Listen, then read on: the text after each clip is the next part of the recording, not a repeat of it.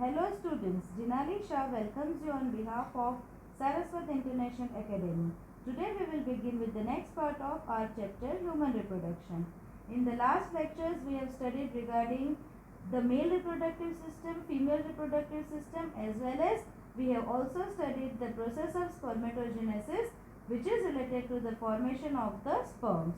Today we will deal with the process of oogenesis, which is basically the process of the formation of the ovum into the ovaries of the female. So basically the term oogenesis, we know the term genesis means formation. So formation of the ovum or the egg, that process is called as the oogenesis. So what is oogenesis? It is the process of development of the female gamete or the ovum or the egg into the ovaries. Now this process is quite different from the process of spermatogenesis occurring into the males. Now spermatogenesis process is initiated during the puberty, whereas when we talk about the process of the oogenesis, it is initiated during the embryonic developmental stage. So unlike spermatogenesis, which begins at the puberty, oogenesis is the process which begins during the embryonic condition only. So basically we can say that during the fetal condition only the process of the oogenesis is initiated, which means when the girl child is within the mother's womb, at that time only the process of the oogenesis is initiated or started. So how this process occurs? So during the fetal development, certain cells of the germinal epithelium of the fetal ovary, they divide by mitosis and they produce millions of the egg mother cell or oogonia. So what happens during the embryonic developmental stage or during the fetal development? At that time, the fetal ovary contains the germinal epithelium and certain cells of the germinal epithelium, they divide by the process of mitosis, and that cells formed are called as the egg mother cell or oogonia. So basically millions of oogonia are formed in the fetal ovary. You need to keep in mind that no more oogonia will be formed or will be added after the birth.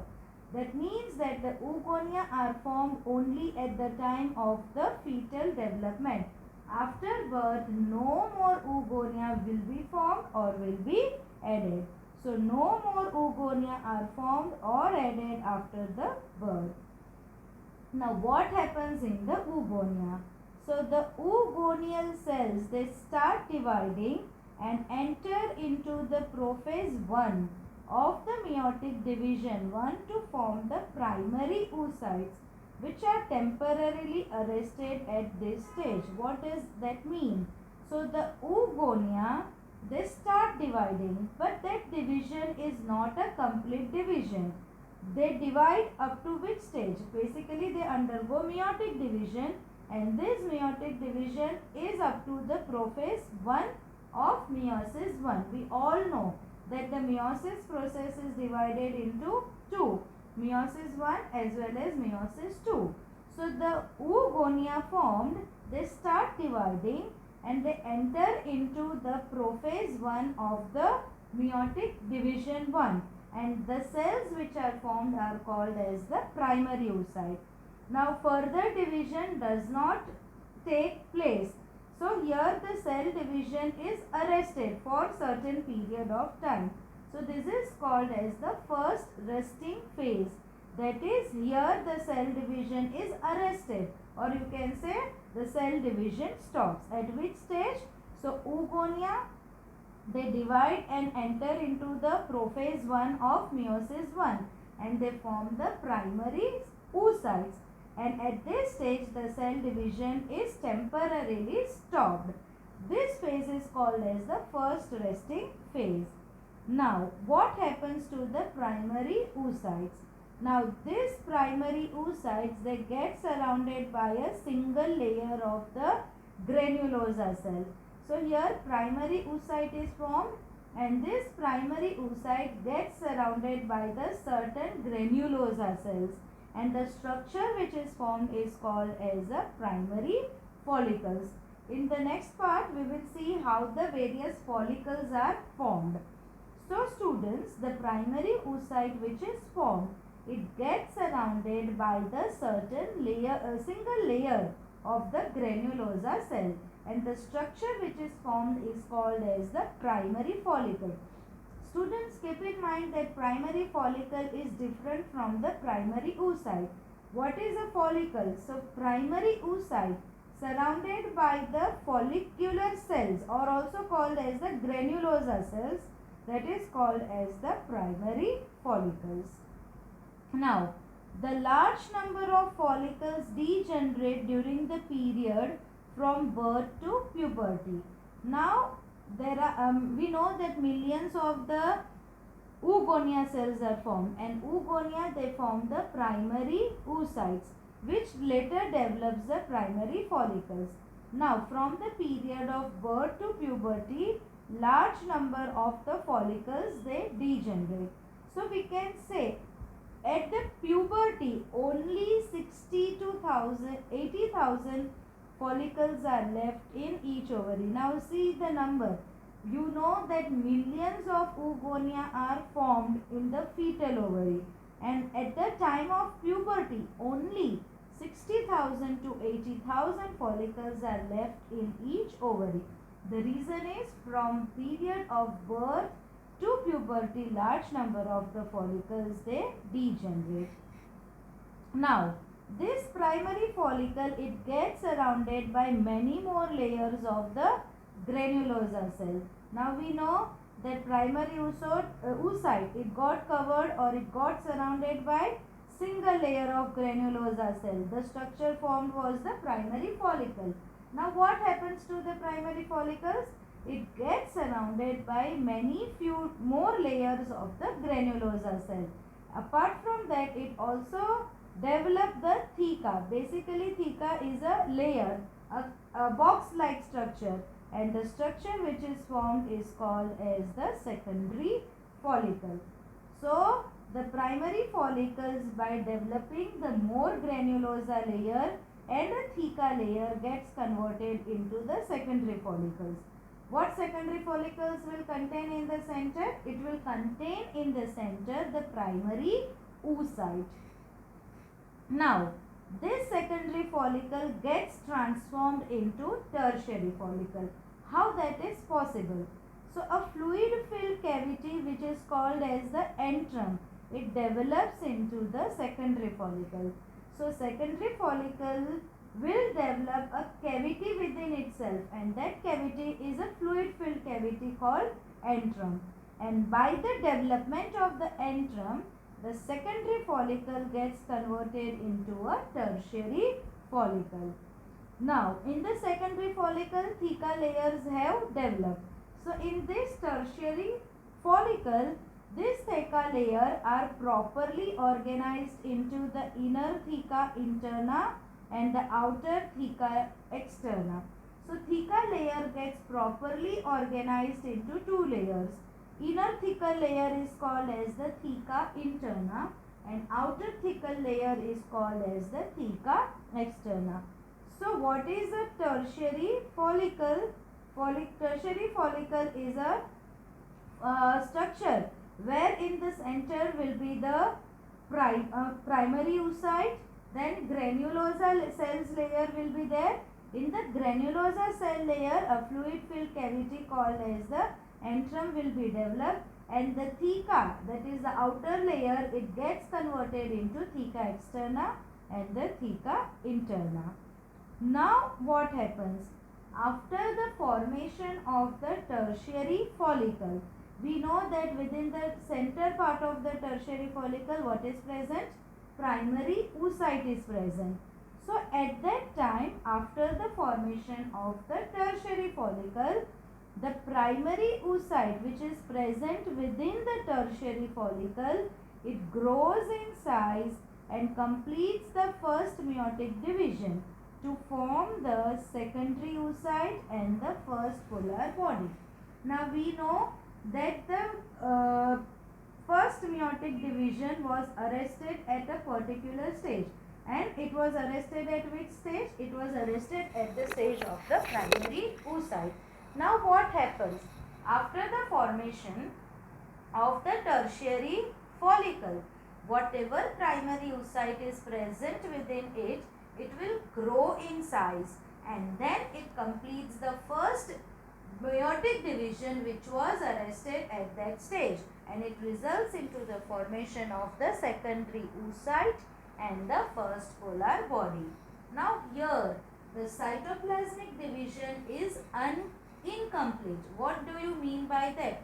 Or you can say, we cannot say incomplete, it is uneven cytoplasmic division. What do you mean by uneven cytoplasmic division? That is, cytoplasm is not equally distributed between the two cells. We know that in the meiosis which occurs in the male, at that time cytoplasm is divided exactly between the newly formed cell. But here the cytoplasm is not split evenly between the two cells. Which are the two cells formed? Secondary oocyte and the first polar body. So here the distribution of the cytoplasm is uneven. What does it mean? One cell will receive more cytoplasm, other will receive the less one. So most of the cytoplasm which is present in the primary oocyte, it remains within the secondary oocyte, which means the first polar body which is formed, it does not receives the cytoplasm, because most of the cytoplasm of the primary oocyte remains with the secondary oocyte. Now what happens to the first polar body? Either that first polar body will degenerate, or it will further divide and form the other two polar bodies. Now here the main reason to form the polar body is to get rid of the extra chromosome. Otherwise the polar body do not have any role. We know that the cells are initial cells. Oogonial cells are which type of cells? They are the diploid cells. Now we know that the gamete should be the haploid one. So to form a haploid gamete, we need to undergo the meiotic division, and as the first polar body does not have any role, their only function is to get rid of the extra chromosomes. Now what happens to the secondary oocyte form? Now here also the secondary oocyte, it undergoes second meiotic division. But here the second meiotic division is stopped or arrested at which stage? At the metaphase 2 stage. You know, we have seen earlier that the primary oocyte was formed from the oogonia cell, and at that time the cell division was arrested at which stage? Of prophase 1 of the meiosis 1, and that was called as the first resting phase. Similarly, here also the secondary oocyte which is formed, it undergoes the second meiotic division, it begins the second meiotic division. But here the cell division stops at the metaphase 2 stage, and this phase is called as the second resting phase. Now, there is no further development of the secondary oocyte at this stage. Now what happens to the tertiary follicle? Where is secondary oocyte developed? It is developed within the tertiary follicle. Now this tertiary follicle gets converted into the mature follicle, or also it is called as the Graafian follicle. So the tertiary follicle is transformed into a mature follicle or the Graafian follicle. The tertiary follicle in the center will now have the secondary oocyte. Students, very important. You know that the tertiary follicle initially contains a primary oocyte within itself. Now this primary oocyte, it grows in size, completes the meiotic division 1, and it forms the secondary oocyte and the first polar body. The polar body either is degenerated or it forms the other two polar bodies. Now, the secondary oocyte formed undergoes the second meiotic division, which is arrested at the metaphase 2 stage, which is called as the resting stage 2. Now, this all structures are formed within the tertiary follicle. Now, this tertiary follicle gets transformed into the mature follicle or the Graafian follicle. Now, how it gets converted? here what happens? So the secondary oocyte, it forms a new membrane which is called as the zona pellucida surrounding it. Now surrounding the secondary oocyte, a layer develops which is called as the zona pellucida. Basically this layer is made up of the glycoprotein. Keep in mind students, the layer of the zona pellucida, it is made up of the glycoproteins. So this is a Graafian follicle or a mature follicle. The difference between the tertiary follicle and a Graafian follicle is the layer of the zona pellucida. The zona pellucida develops surrounding the secondary oocyte into the Graafian follicle. Now, this Graafian follicle will rupture and it releases the secondary oocyte from the ovary by the process of the ovulation. See students, here the main egg cell is not formed till the process of fertilization. So when ovulation occurs, that is release of ovum. So ovum is released at which stage? It is released at the stage of the secondary oocyte only. So now what happens? We know that the process of cell division is arrested at which stage? Metaphase 2 of the meiosis 2. Now what happens? If the fertilization occurs, then the secondary oocyte will complete the second meiotic division, which is again unequal division, resulting into the formation of a large cell called as the ovum and a small cell called as the second polar body. So keep in mind that the second meiosis will be completed only if the process of fertilization occurs. If fertilization occurs, secondary oocyte, it completes the second meiotic division which was arrested at the metaphase 2 and it results into the formation of two cells of unequal size.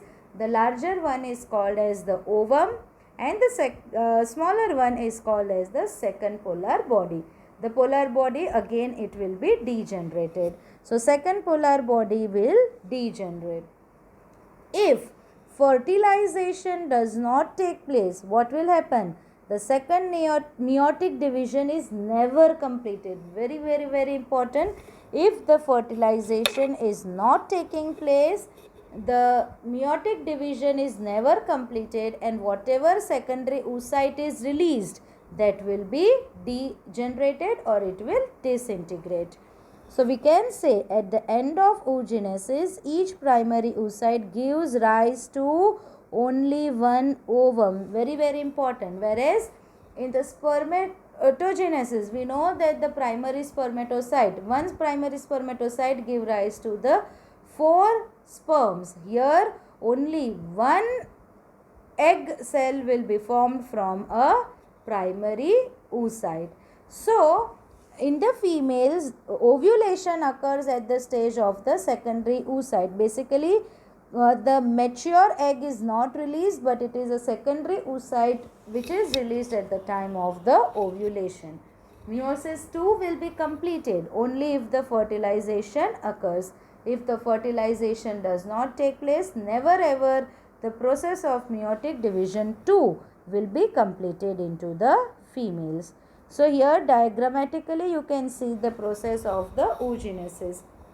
So these are the phases which occurs into the embryo. So there are primordial germ cells which will result into the formation of the oogonium, and oogonium they divide and form the primary oocyte. So basically at the time of the birth, primary oocytes will be there, in which the cell division is arrested at the prophase of the meiosis 1. So now when the meiosis 1 is completed, what will happen? At that time, what will be formed? A secondary oocyte will be formed from the primary oocyte. Here also again the meiotic division 2 will be arrested at the stage of the metaphase of the meiosis 2.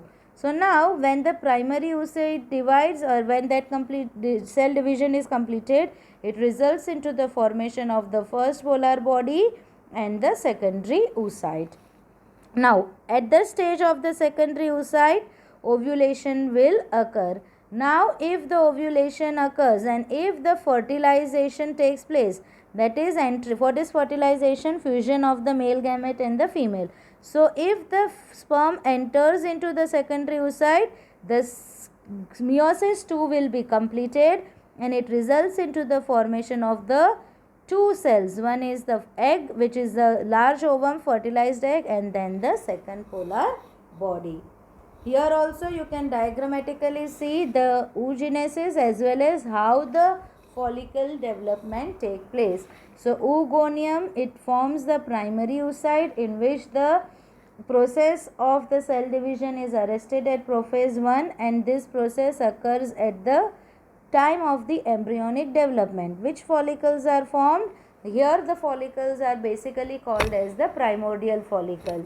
Now, at the childhood, ovary is inactive, and then from puberty to menopause, various, that is, this processes occurs after the birth. The primary oocyte, it grows in the size. So basically this is a primary oocyte. It forms a primary follicle. So these are the various follicular cells formed, and it gets divided into the secondary oocyte and the first polar body. First polar body normally will degenerate, and what happens to the secondary oocyte? So ovulation will take place. Basically primary follicle gets converted into secondary follicle, into the tertiary follicle, where finally ovulation will take place. After ovulation, what will happen if the secondary oocyte is cell division is arrested at the metaphase 2? Now, if only fertilization takes place, meiosis 2 is completed and it results into the formation of the fertilized egg and the second polar body. After ovulation, whatever Graafian follicle is remaining, it is called as the corpus luteum. What it is, we will study in the later part of the chapter. So, this is the process of oogenesis. Now, I told you in the starting of the lecture that we will study in detail how the follicles are formed. So, follicle development process into the female. So, now we know that the process of oogenesis, it begins in the when the female is within the mother's uterus. So, how the various follicles are formed? So, when the female is in her mother's uterus, her ovaries have already begun the oocyte formation. So, we know that the formation of the egg cells or oocyte begins when the female is within her mother's uterus. Now, at that time, the primary oocytes which are present at the birth, they are surrounded by the primordial follicle. So, initially whatever follicle is there, it is called as the primordial follicle. Now, what is a primordial follicle? So, a primordial follicle is a follicle where the primary oocyte is surrounded by a single layer of flat cells which are called as the granulosa cells. So, a primordial follicle is a primary oocyte surrounded by a single layer of the flat granulosa cells. Now, once the puberty begins, so at the time of the puberty, see this, the primordial follicle is present at the birth. So, from birth to puberty, it is primordial follicle. But once the puberty begins, some of the primordial follicles, they are converted into the primary follicles. Students, you need to keep in mind that follicles are different from the oocytes, okay? Or basically you can say oocytes are present within the follicles. So, at the birth, which follicles are present? Primordial follicle. What is a primordial follicle? The primary oocyte surrounded by a single layer of the granulosa cells. Now, at the puberty, some of the primordial follicles are converted into the primary follicles. So, what is primary follicles? So, first of all, whatever primary oocyte was present into the primordial follicle, that oocyte it enlarges, and whatever granulosa's layer of the single cell layer was there, the cells get enlarged and the cuboidal. Listen carefully. What was the condition in the primordial follicle? There was a primary oocyte, and that primary oocyte was surrounded by a single layer of the flat cells which are called as the granulosa cell. Now at the time of puberty, some of the primordial follicles are converted into the primary follicles. So what is primary follicle? So whatever primary oocyte is present within the primordial follicle, that oocyte, its size will increase, that is, it will enlarge, and the cells of the granulosa layer, which type of cells were there in the granulosa layer of the primordial follicle? They were flat cell. So now these flat cells get increased in size and the shape of the cells become cuboidal. So this is called as the primary follicles. Now what are the other changes occurring in the primordial follicle? Several layers of the granulosa cells they form, and a clear material called as the glycoprotein layer, which is called as the zona pellucida, it is deposited around the primary oocyte. So initially there was a single layer of the granulosa cells. Now what happens? There are several more layers added to the granulosa cell, and a primary oocyte is again surrounded by a layer of a clear material of a glycoprotein.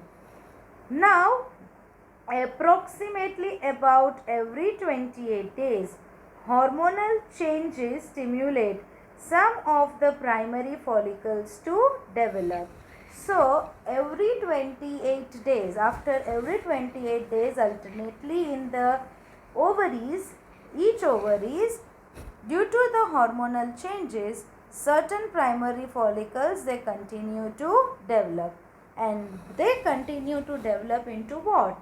So they form, the primary follicle gets converted into the secondary follicle. Very important, the primary follicle, it gets converted into the secondary follicle. Now what is the difference between the primary follicle and a secondary follicle? Now what is present in the secondary follicle? So fluid filled spaces called as the vesicles, they form into the granulosa cell, and a capsule called as theca, which is nothing but a box, it forms around the follicle. So what happens?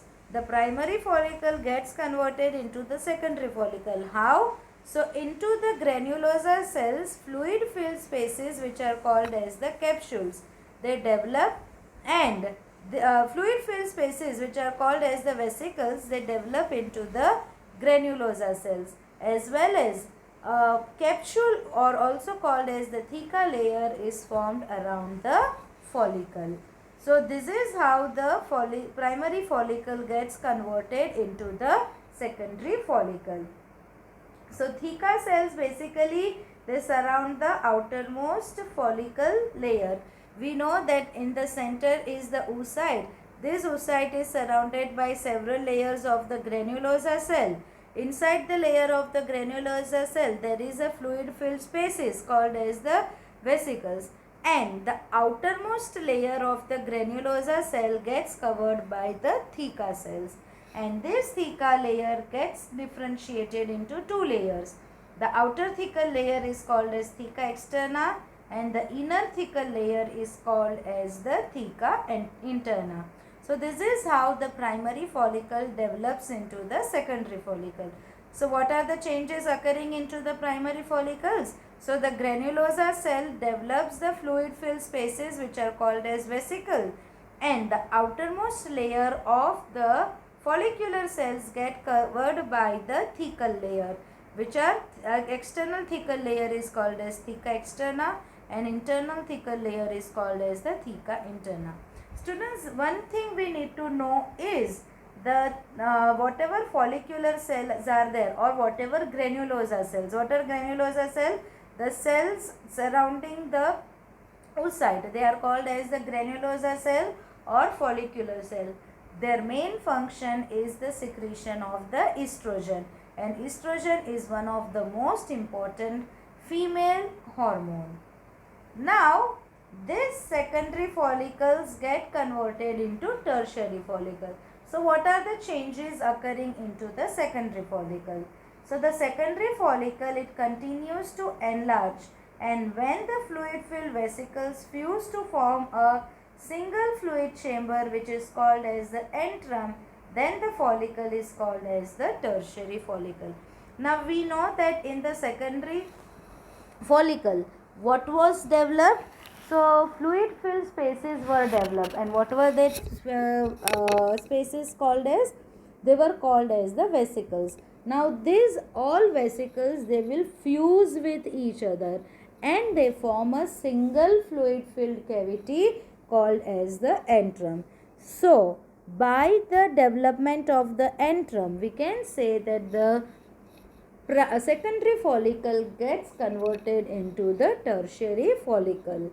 In the secondary follicle, there are small fluid filled cavities, several small fluid filled cavities called as vesicles. Whereas in the tertiary follicles, what happens? All these vesicles, they will fuse and they form a single fluid filled chamber which is called as the antrum. And here the theca is very well organized into theca externa and theca interna. Now whatever antrum is there, so the cavity of the follicle increases in size due to the accumulation of fluid. So more and more fluid gets accumulated within the antrum. Due to that, what happens? The primary oocyte is pushed off to the one side and it lies into the mass of the granulosa cell called as the cumulus cells. Now what happens? Due to the accumulation of the fluid into the antrum, whatever primary oocyte is there, initially that primary oocyte is at the center, but due to the development of the antrum, this oocyte, it gets pushed to the one side and it is surrounded by a mass of the granulosa cell, and there that mass of the granulosa cell now is called as the cumulus cells. In the next part, I will show you diagrammatically how it occurs, and this ovarian follicle is now fully formed and is called as a Graafian follicle. So when the size of the antrum increases, the primary oocyte is pushed at one side and it lies into the mass of the granulosa cell which is called as the cumulus cell. Now this tertiary follicle is now fully formed and is called as a Graafian follicle or a mature follicle. So see, these are the various stages. This is a primordial follicle. Primary oocyte is present within this, where the cell division is arrested at prophase 1 of the meiotic division 1. Now from embryo to puberty, follicles are this much. Now this primordial follicle is converted into the primary follicle, where the primary oocyte is at the prophase stage. During the puberty, their number increases. Now during each primary menstrual cycle, some of the follicles, they are activated under the influence of the hormone FSH. This we will study in detail later on. It gets converted into the secondary follicle. So only 1 or 2 secondary follicles are formed from the 6 to 10 primary follicles. Now primary oocyte is still at the prophase 1 stage. Now at the time of the menstrual cycle, one mature tertiary follicle is formed, or a Graafian follicle, which consists of the secondary oocyte. It means the prophase 1 is completely, or you can say meiotic division 1 is completed, and secondary oocyte is there where the cell division begins, but the cell division is arrested at the metaphase stage. Now at the time of the menstrual cycle, so what is rupture of the Graafian follicle will take place. So ovulation occurs. Ovulation occurs at which stage? It occurs into the secondary oocyte stage. Now the what will happen in the ovary? The ovulation will take place. That is, from the Graafian follicle, secondary oocyte will be released. Now that ruptured Graafian follicle is called as the what happens to that? So initially it forms a blood filled structure and it is called as the corpus haemorrhagium. This corpus haemorrhagium is converted into corpus luteum. Now if pregnancy occurs, then what will happen? then the corpus luteum will become stable. It will increase in size and it will remain till parturition, that is till the time of the childbirth. And all these structures is maintained by the hormone called as the human chorionic gonadotropin. Whereas if the pregnancy does not occur, then this corpus luteum will be degenerated, and that degenerated corpus luteum is called as the corpus albicans. So see, before this part, one important part is remaining. Ovulation will occur at the time of the secondary oocyte stage, where the cell division is arrested at the metaphase stage. Okay. Now, if the fertilization occurs, what will happen? Where fertilization occurs? Into the ampulla part of the oviduct. Ampulla is a part of the oviduct. We know that the process of fertilization occurs into the oviduct. Now, if fertilization occurs, then the second meiotic division will be completed during the fertilization. And what will happen? The secondary oocyte gets converted into the ovum, which results into the formation of the zygote. And if fertilization does not take place, then the secondary oocyte will be degenerated. So this is regarding the process of the follicular development. So here also you can see diagrammatically. So this is the primary follicle. This is a secondary oocyte, whereas here the primary follicle, whatever oocyte is there in the center, it is a primary oocyte. Now these all surrounding cells are called as the follicular cells. Now this is a mature Graafian follicle. This is called as the antrum, and this is the granulosa. This one is called as the oocyte. Now this layer of the cells are called as the cumulus cells.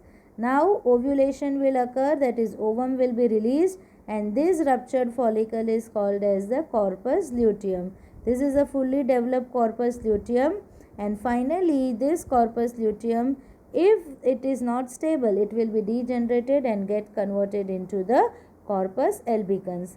This will be clear when we study in detail the next part of the chapter. Again here also you can see, so these are the primordial follicles. This is a primary oocyte surrounded by a single layer of the granulosa cells. Then there is a development of the zona pellucida. Secondary follicle develops. So here you can see various fluid filled cavities. Okay, these were called as the vesicles, and this layer is called as the theca.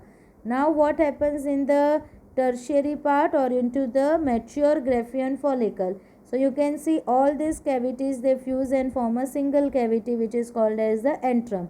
This outer layer are called as the theca.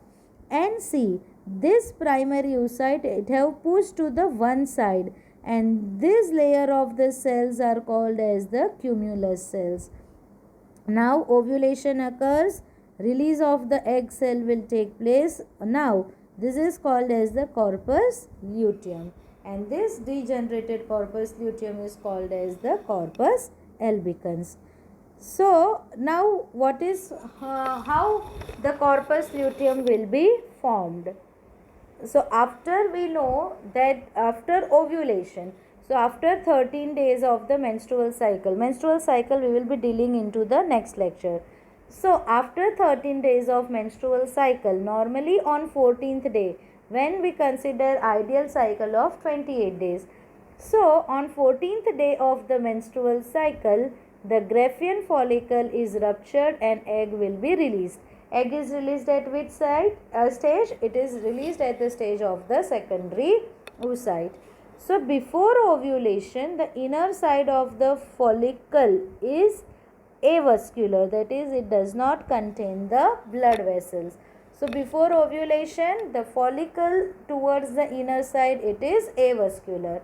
But soon after the ovulation, soon after the secondary oocyte is released, the blood vessels grow and the ruptured follicle becomes filled with the blood, and this is called as the corpus hemorrhagium or blood filled corpus luteum. So initial stage of the corpus luteum is called as the corpus hemorrhagium. See, before ovulation, there are no blood vessels within the Graafian follicle.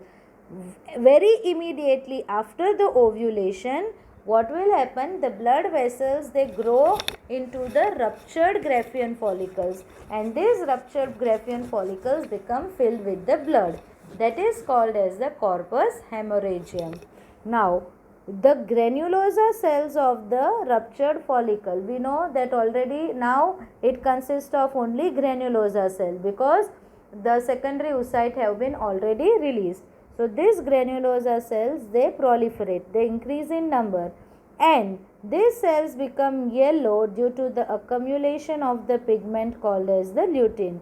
So granulosa cells, they proliferate, their number will increase, and they accumulate a yellowish pigment called as the lutein, and now it is called as, these cells are called granulosa cell, now are called as the luteal cells or lutein cell, and the structure which is formed is called as the corpus luteum.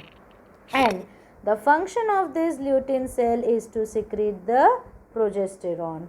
Now, what is the fate of the corpus luteum? What happens to the corpus luteum? So now there are two conditions, whether fertilization occurs or not.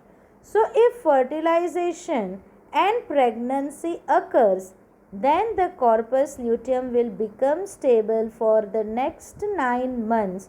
So if fertilization occurs, and apart from that, if pregnancy also remains, then the corpus luteum will become stable for the next 9 months, and it will enlarge in response to a hormone secreted by a placenta called as the human chorionic gonadotrophin. So, by the placental hormone called as HCG, that is human chorionic gonadotrophin, what will happen to the corpus luteum? If pregnancy occurs, then it will enlarge in size and it becomes stable for the next 9 months. But if the fertilization does not occur, then the corpus luteum, it starts degenerating after about 9 days of its formation.